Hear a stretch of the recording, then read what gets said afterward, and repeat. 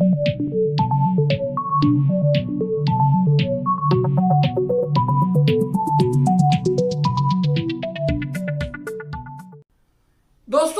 आजकल कोरोना की बात कोई नहीं करता, इसलिए कि कोरोना के साथ जीना हम लोगों ने सीख लिया है। अब उसके साथ हमने 5 महीने से ज़्यादा का समय गुजार दिया है और वो हमारे घरों में, हमारी दुकानों में, हमारे रास्तों पे, हमारे सवारियों में हमारे साथ रहता है। लेकिन जो हमारे साथ रहता हो उसकी बात नहीं की जाए, ये ज़रूरी तो नहीं। 15 अगस्त यानी स्वतंत्रता दिवस को हमने कोरोना के साथ अपने 200 दिन पूरे कर लिए। इस अवसर पर हमारे प्रधान सेवक ने हमेशा की तरह बहुत कुछ कहा और बहुत सारे सपने दिखाए, लेकिन आज हम आपके सामने सपनों के बजाय सच्चाई की बात करेंगे। एक कड़वा सच आपके सामने पेश करेंगे जिसे कि घुमा फिरा कर छुपा दिया जाता है। लेकिन आगे बढ़ने से पहले एक सपना याद दिलाना जरूरी है जो कब का टूट कर बिखर गया। दोस्तों, इस चित्र में आप देख रहे हैं कि कोरोना का सफ़र कैसे प्रेडिक्ट किया गया था, कैसे बताया गया था कि 15 सितंबर तक हमारे देश से कोरोना समाप्त हो जाएगा। 15 सितंबर की बात तो एक अंतर्राष्ट्रीय एजेंसी ने कही थी जिसमें बहुत सारे साइंसदान बैठे हैं, बहुत सारे साइंटिस्ट बैठे हैं। हमारे यहाँ सबसे बड़ा साइंटिस्ट प्रधानमंत्री बना हुआ है। उसने 25 मार्च को कहा था कि जिस प्रकार महाभारत की जंग 18 दिनों में जीती गई थी, इसी तरह 21 दिन के अंदर हम कोरोना को हरा देंगे और इस देश से कोरोना का समाप्ति हो जाएगी। आइए आगे बढ़ने से पहले उन शब्दों का स्मरण करें और फिर उसके बाद आगे बढ़ें। हाँ तो दोस्तों, अब आइए सपनों से सच्चाई की तरफ। भारत में कोरोना का पहला केस 30 जनवरी को आया और उसके बाद 25 मार्च तक हम लोगों ने उसको हल्का लिया और उस जमाने में वो बहुत तेजी से फैल भी नहीं रहा था। लेकिन 25 मार्च को हमारे प्रधानमंत्री जागे और उन्होंने देश में लॉकडाउन लगा दिया। उस समय सिर्फ 571 लोगों का केस हमारे सामने आया था और 10 लोगों की कोरोना से मरने की खबर हमारे दरमियान थी। अब इस परिस्थिति में 55 दिन बाद देश में लॉकडाउन लगाया गया।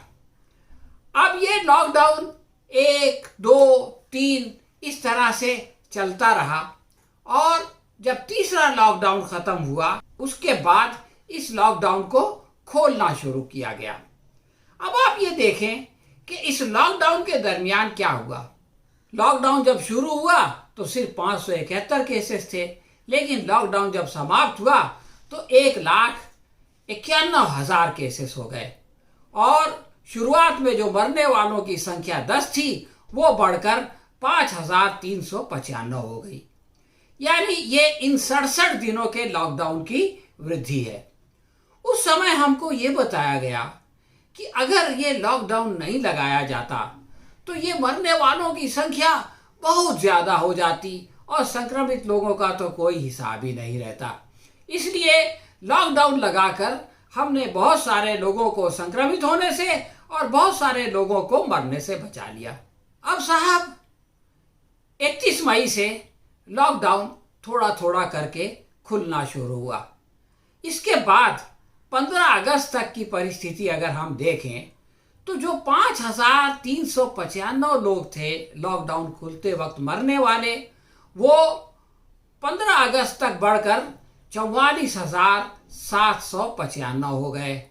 और आज जबकि हम ये वीडियो शूट कर रहे हैं यानी 18 तारीख को, तो उनकी संख्या बढ़कर 51,000 हो गई है। यानी हमने 50,000 का आंकड़ा क्रॉस कर दिया है। ये तो मरने वालों की संख्या है जिसमें कि 10 गुना से ज़्यादा का इजाफा हुआ। लेकिन संक्रमित लोगों की देखें तो वो जो 2 लाख से कम थे आज 27 लाख से ज़्यादा हो चुके हैं। यानी आप अंदाज़ा लगाएं कि हम जो है वो 13 गुना से ज़्यादा लोग जो है वो लॉकडाउन खुलने के बाद संक्रमित हुए हैं।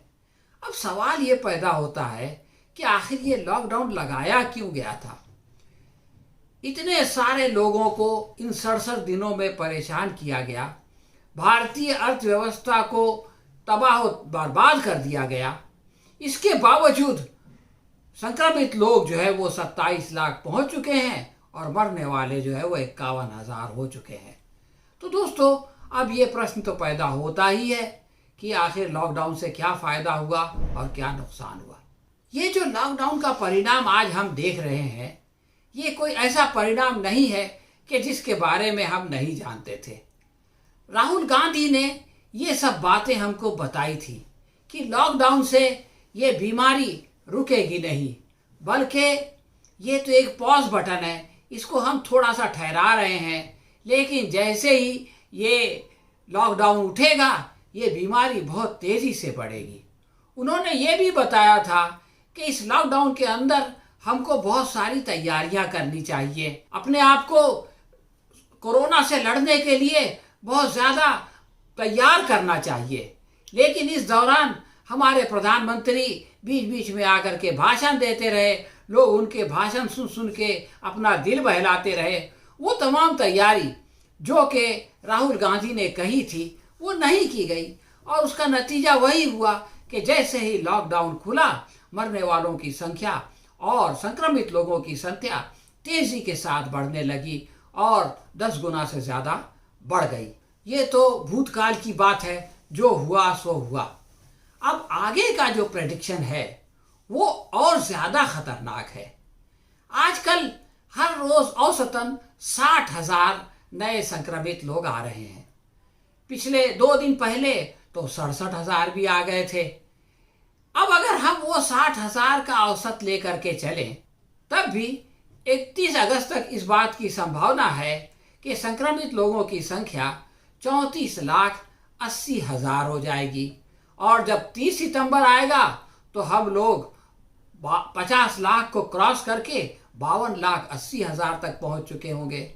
31 अक्टूबर तक भारत में संक्रमित लोगों की संख्या 71,40,000 तक पहुंच जाएगी। 30 नवंबर तक इस बात का अनुमान है कि भारत में संक्रमित 89,40,000 होंगे और जब 31 दिसंबर की रात आएगी तो हम लोग 1 करोड़ को क्रॉस कर चुके होंगे, यानी भारत में 1,08,00,000 संक्रमित लोग होंगे। तो दोस्तों, ये भयावह स्थिति हमारी इंतज़ार कर रही है। अब आइए हम आपको प्रधानमंत्री का एक और भाषण याद दिलाते हैं, जिसमें उन्होंने कहा था कि दूसरे देशों की तुलना में हमारे यहाँ हालत बहुत अच्छी है, हमारे यहाँ मरने वालों की संख्या बहुत कम है। लेकिन अभी जो अनुमान लगाया जा रहा है, इसके अनुसार 31 अगस्त तक मरने वाले 64,400 हो चुके होंगे। 31 अक्टूबर तक हम लोग 1 लाख क्रॉस करके 1,19,000 तक पहुंच चुके होंगे और 31 दिसंबर तक हमारे यहाँ 1,74,000 से ज़्यादा लोग कोरोना से मर चुके होंगे। यहाँ पर औसत 900 लिया गया है, जो कि आजकल आ रहा है। कल भी 900 से ज़्यादा लोग इस संक्रमण से मौत के मुंह में गए हैं। एक विचार ये पाया जाता था कि भारत में संक्रमित लोगों की संख्या इसलिए कम है कि टेस्टिंग कम हो रही है। ये बात सही थी, लेकिन अब हम इन आंकड़ों को देखें। मार्च में 1,600 संक्रमित हुए थे, जबकि 42,000 टेस्टिंग हुई थी।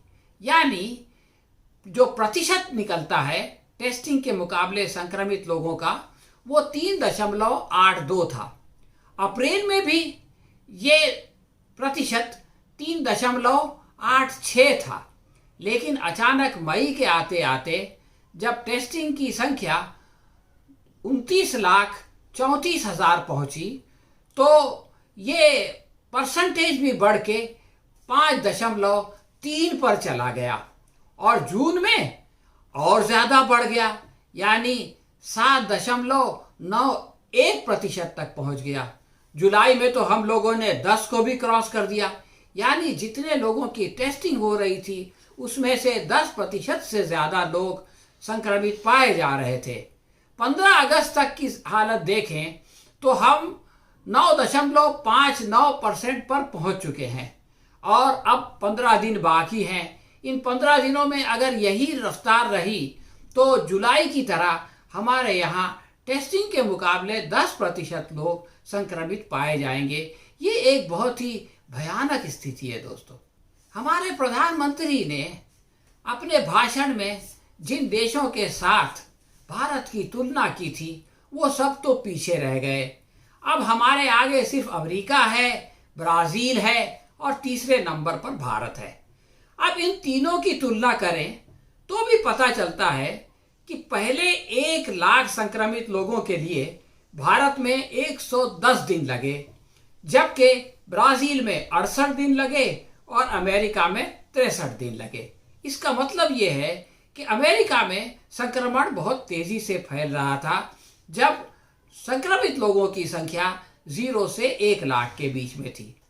उसके बाद 1 लाख से 5 लाख का मरहला देखें तो इसमें पता चलता है कि अमेरिका ने 14 दिन में 1 से 5 लाख का आंकड़ा क्रॉस किया। ब्राज़ील को यही करने के लिए 28 दिन लगे और भारत को 39 दिन लगे। इसका मतलब है कि हमारे देश में कोरोना इन दोनों देशों के मुकाबले कम तेजी से फैल रहा था। अब 5 लाख से 10 लाख की परिस्थिति देखें तो तीनों देश तकरीबन बराबर बराबर आ गए। यानी अमेरिका ने 17 दिन लगाए, ब्राज़ील ने 19 दिन लगाए और भारत ने भी 20 दिन लगाए। यानी अब इन तीनों में कोई ख़ास फर्क नहीं था, लेकिन 10 से 15 लाख के हिस्से में हमने उन दोनों को हरा दिया। यानी 10 से 15 लाख होने में अमेरिका को 19 दिन लगे, ब्राज़ील को 13 दिन लगे, लेकिन भारत ने ये काम 12 दिन में कर दिया। अब इस मामले में जो हम पहले नंबर पर आए तो अब इस नंबर पर हम तेज़ी के साथ आगे बढ़ रहे हैं। आप देखें कि 15 से 20 लाख के लिए अमेरिका ने 22 दिन लगाए, यानी वहाँ पर संक्रमण का फैलना धीमा हो गया।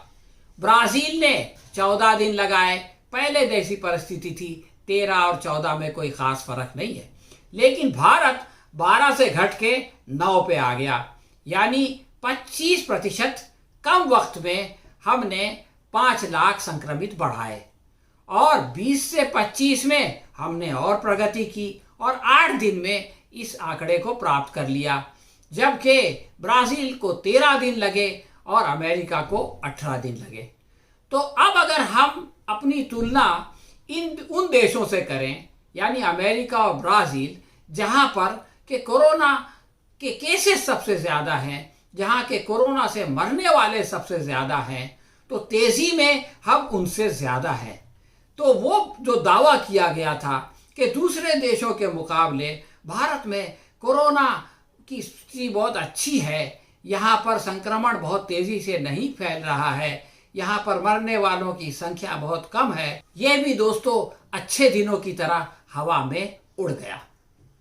अब आपको हम एक और स्लाइड दिखाते हैं। फिलहाल अमेरिका और ब्राज़ील में प्रतिदिन सिर्फ 55,000 केसेस आ रहे हैं और भारत में 60,000 का एवरेज चल रहा है।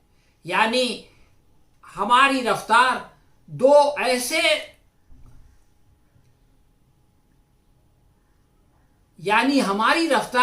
दो ऐसे देशों से जो कि हमसे आगे हैं और जहां संक्रमण बहुत ज़्यादा है, उनसे भी ज़्यादा है। इसके बावजूद अगर कोई ये कहता है कि कोरोना से जंग में हम सबसे आगे हैं, तो वो अपने आप को और दूसरों को मूर्ख बना रहा है। हाँ तो दोस्तों, ये थी हमारी आज की कोरोना समीक्षा। आपको कैसी लगी हमें कमेंट बॉक्स में लिख कर बताएं। अगर पसंद आई हो तो अपने दोस्तों में शेयर करें और लाइक करें। हम बहुत जल्द किसी नए विषय के साथ आपसे फिर मिलेंगे।